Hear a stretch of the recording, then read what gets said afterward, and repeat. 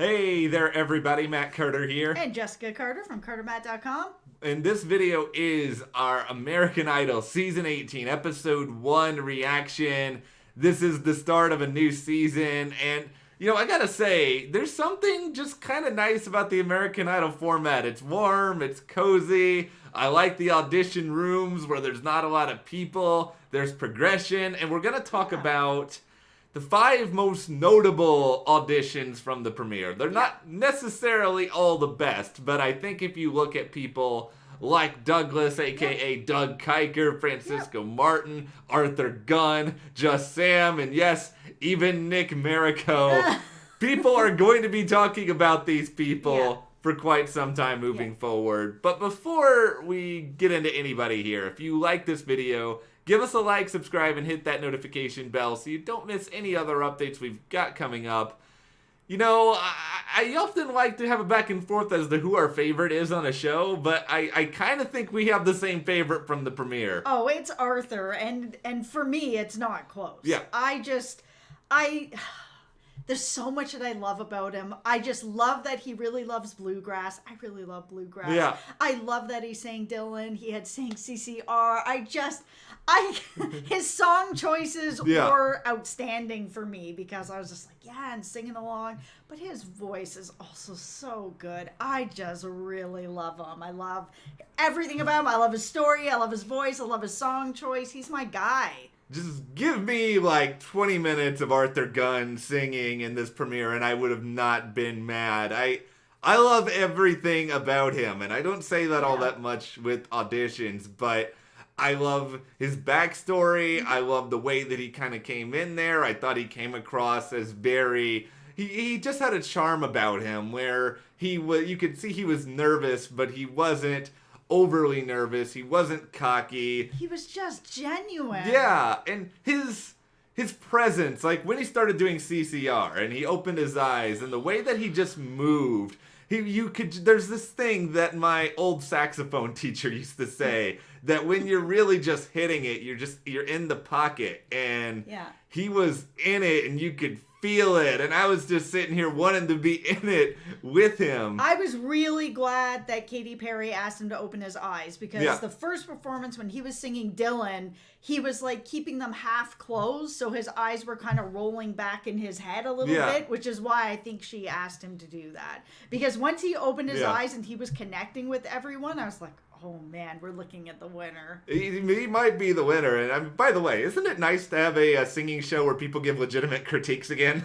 I love it. This is really a panel of judges that I enjoy because they are very honest and they are giving critique, and it's great. Yeah. By the way, I'm not shading the coaches of The Voice. I am shading The Voice because I'm pretty sure that is their directive. No criticism at any given point. But yeah, I love everything that Arthur did. I think he's got a lot of potential. I don't like to just compare up people to past singers on the show or whatever, but his voice, it is a little bit reminiscent. He's sort of like a folksier version of Philip Phillips in some way.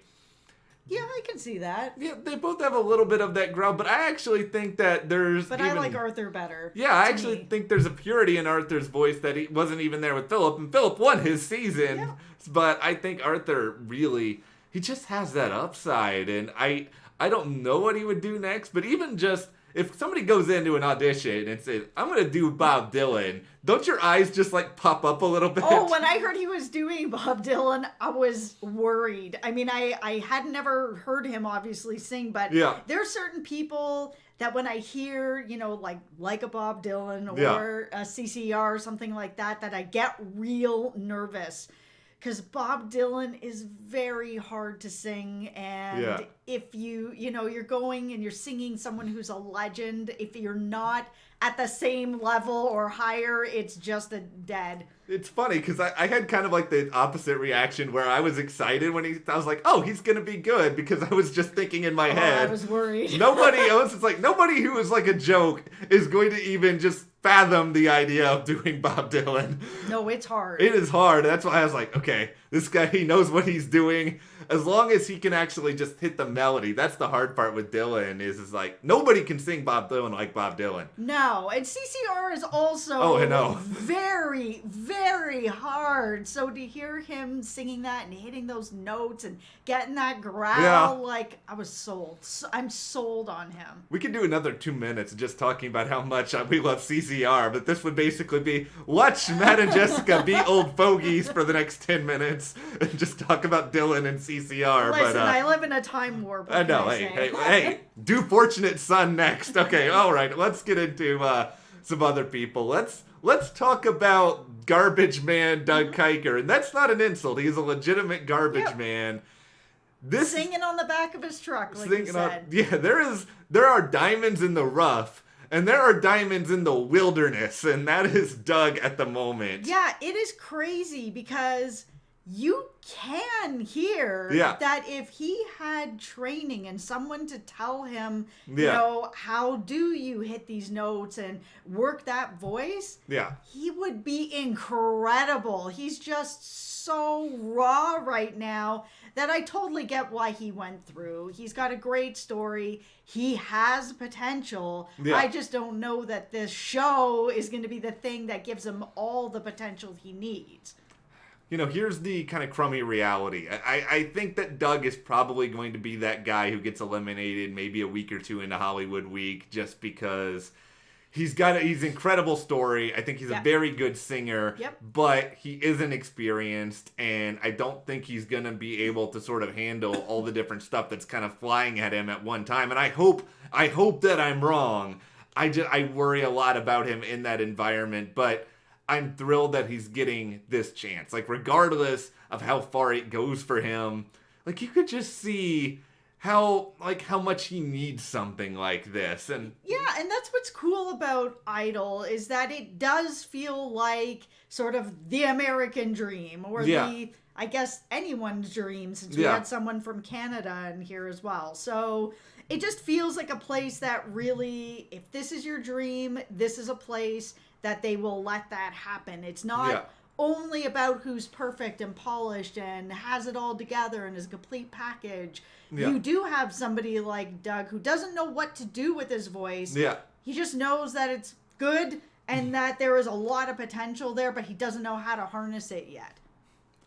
I guess the one thing that does give me a little bit of hope for Doug is when you had the piano playing going, he picked that up fairly fast. Very fast. Yeah, for a guy who probably has never really done that before, that was encouraging. But also, just some advice to people coming on American Idol. Just, like, go to a local coffee shop. Go to your church if you're religious. Just, like, go somewhere where people have to listen to you for a few minutes. And just try some stuff out a little bit. Maybe just get some sea legs and try to figure things out. Okay, so I'm going to go ahead and, because I really want to talk about Francisco Martin, but I think this is a perfect opportunity just to do a brief little contrast here. Of Doug and sort of the humility and sort of the wide-eyed enthusiasm to a guy like Nick. I feel like Nick is probably more talented than Doug, but I also feel like I like Doug 10 times more than I like Nick. Yeah, Nick feels like he's this kind of perfect little package, you know. He can sing, he dresses great, he's good looking, everybody likes him, nice smile, nice eyes, all of it. And he knows it.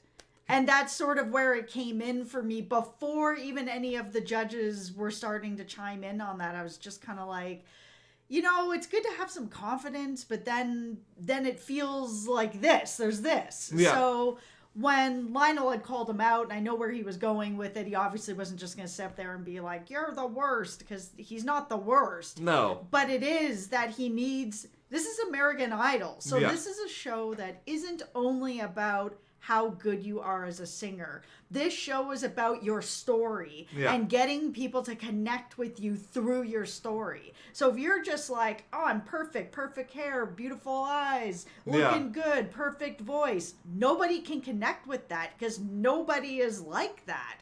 So having that little bit of humility can go a long way on this show. And if he doesn't find that, I don't know that he's going to go that far. Yeah, I mean, I could see maybe, his style and sort of his personality. I mean, it's going to appeal to a certain audience, and maybe he could get to like top 10 with it. But I don't think he could get further than that unless he really fixes some stuff. Because right now, he kind of feels like a sort of like an SNL spoof on a boy band member with the whole, I know where to point, I know how to smile, I know how to act. Yep. And it feels very inauthentic. It feels like I don't know anything about this guy. I mean, the only thing that I will say is that they didn't actually really get into why he didn't stick around the last time he was on the show. And no, they didn't. I mean, maybe that's a story that they're saving for a bit later. There's possible, who knows? Something really personal could have happened. Yeah. Or it could have been, I was offered to tour with whoever, so I left you guys. Yeah. We don't know where it's landing. I guess American Idol probably knows more than us. And if it was something that was like really serious or personally devastating, they probably would have added it to his story. And they probably wouldn't have just like chided him for it. Maybe. My feeling is if it's something really personal or tragic or something like that they want to have that story of building with him. Yeah. Because he's coming off this way in the first episode, they do have to find a way that, since he is moving forward, to make him more personable and likable, and that we can all relate to him in some sort of way. So maybe they're sitting on that for right now. Maybe they are. I mean, maybe his destiny is, every time we go to Hollywood Week and they do the whole group round thing, there's always like that one person who's always just like a jerk in their group, and they're like the group round villain. Right now, I'm taking my shot. Nick is going to be the group round villain of American Idol season 18. I hope he's listened to what everyone had to say. That's my hope. But I hope so. You're probably right. Let's get to Francisco. Francisco Martin, who from San Francisco, if you didn't know, I think Lionel said that about 5 times. He's just really, really, he's raw in his own way. He's very, very nervous. You could kind of sense it even when he was singing, but he wasn't so raw like Doug that I don't think he is going to be unable to get it together. I think he can figure this out. The thing that I love about him, outside of his singing, because I did like his singing was great, is that I do like how nervous and anxiety ridden he was, and that they showed it and on a spotlight on this show, because there are a lot of people out there like me that has heavy anxiety and gets nervousness like that have been held back or have not done things because of that we're just not able to put ourselves out there like that. So to have someone like Francesco go on this show, the biggest show, and do this, no matter how nervous he is, and he's up there sweating buckets and shaking and stumbling, and he's still doing it, really is inspiring to people like me, who I just came on YouTube like about a year and a half ago, and it took all my courage to come on here because I'm exactly like him.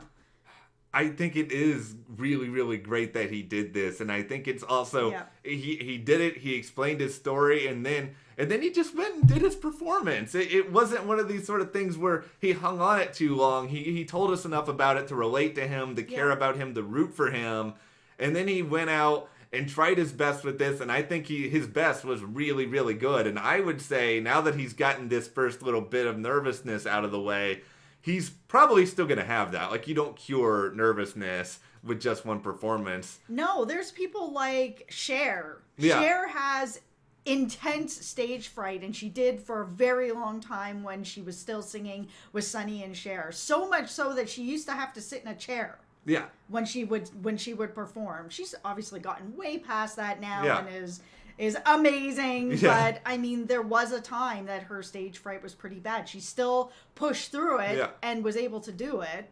And I think, Francisco's going to be able to do it because I think they will empower him and make him feel better and better and better about himself. I mean, that's sort of the thing. People like Lionel, they're going to tear Nick a new one if he has the wrong attitude. Man, I love Lionel. Yeah, but he's also going to be there for Francisco and cheer him on and support him. I love how excited Lionel gets. He like just jumps up and runs around the room and like shakes people. Yeah, he does. That guy does not need a chair. He's never in it. No, it just feels like you're sort of like going to like Lionel's pulpit and he's like the preacher and he's just like getting up and see.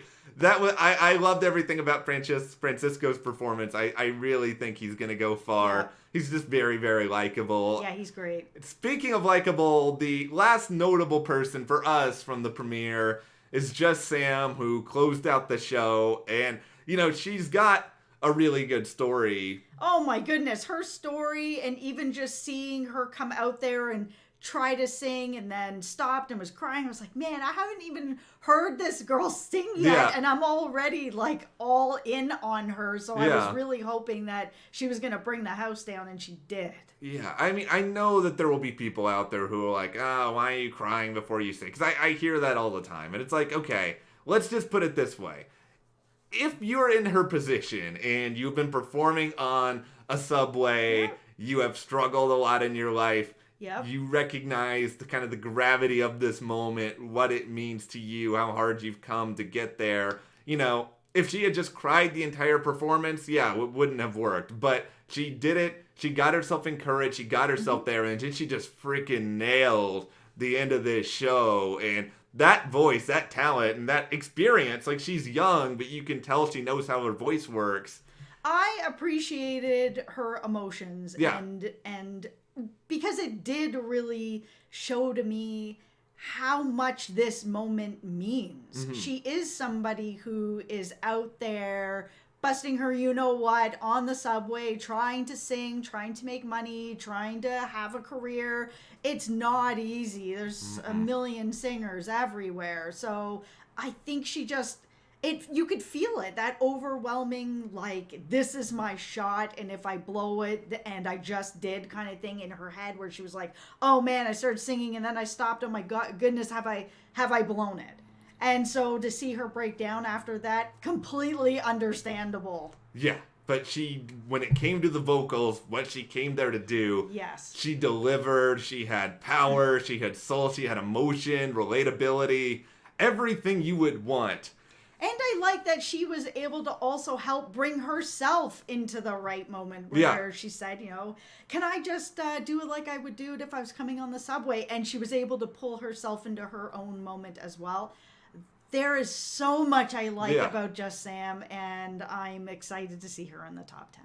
Yeah, I'm all in on people who bring you into their world. And it's like, I feel like I know Just Sam. I mean, as imperfect as Doug may be in terms of his rawness, I know Doug. It's like, I know Arthur. I can sense his soul. These are Arthur. I know. These are people who I'm really excited for season 18 after the show tonight. I think we have legitimately good singers, but I also just think Idol has that just real knack for finding a way to get us invested in the people in a way that a lot of other shows don't. So we're going to be here rooting for them, excited for what they sing. But how excited are you guys about the premiere? Who is your favorite? Is it someone we talked about or not? Just share in the comments. And if you do like this video, give us a like, subscribe, and you can support us further by checking that link in the description to the CARTERMATT store. And we'll see you here next time.